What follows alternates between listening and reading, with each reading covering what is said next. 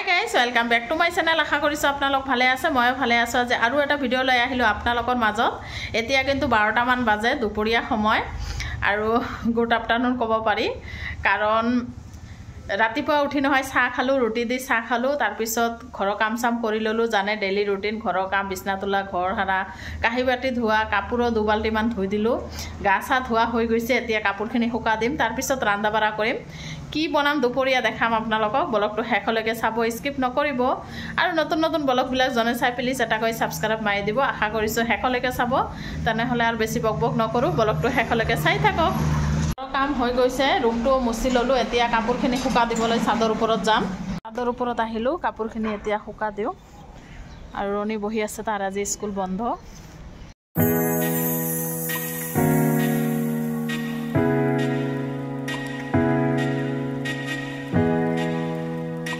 বাকি কাম হৈ গল এতিয়া ৰান্ধা বাঢ়া কৰো সবজি কাটি ললো এখিনি হৈছে বেগেনা উৰহি বিলাহী আছে আলু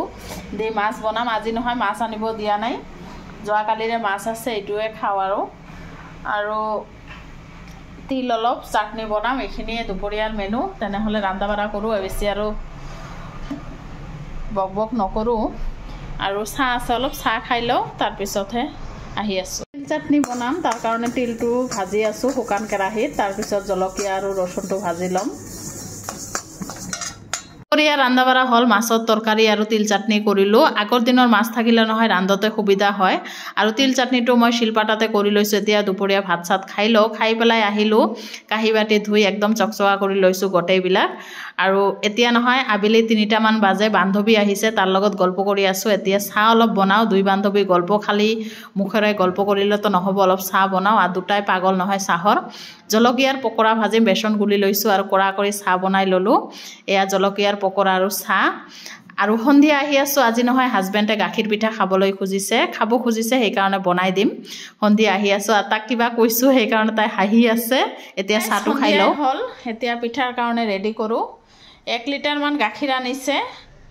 আৰু পিঠাৰ কাৰণে অলপখিনি চাউল বেছি দিয়া নাই চাউল আৰু পানী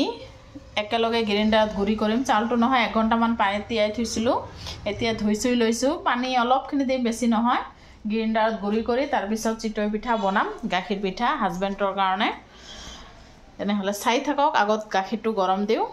গাখীৰ পিঠাৰ কাৰণে গাখীৰখিনি ৰেডি হল ইয়াত এলাচি তেজপাত দিছো চিনি আৰু গাখীৰ বাস এইখিনিয়ে এতিয়া পিঠা কেইটা বনাম পিঠা গুৰিখিনিও হৈ গল ৰেডি গ্ৰাইণ্ডাৰত নহয় মই চাউল আৰু পানী দি একেলগে গুৰি কৰিলো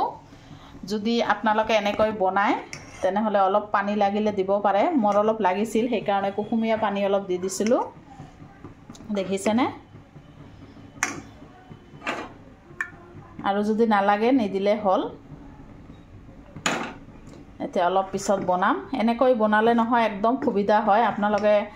মানে ডেইলি বনাই খাব পাৰে মানে অলপ গাখীৰ থাকিলে আৰু হল অলপ পিছত বনাই আছো হাই গাইস পিঠা বনা আৰম্ভ কৰি দিলো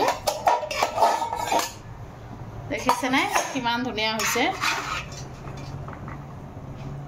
আৰু এটা বনাই দেখাই দিও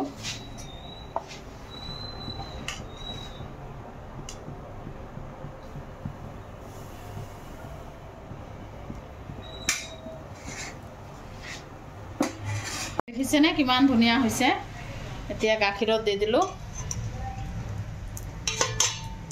ইপিনে পিঠা ভাজি গাখীৰত ভিজাই আছো আৰু ইপিনে এটা এটাকৈ চাহৰ লগত সন্ধিয়া খাই লও সকলোৱে দেখিছেনে কিমান ধুনীয়া হৈছে এইকেইটাই দিছো আৰু গেছতো ধুনীয়া হয় বনাব জানিলে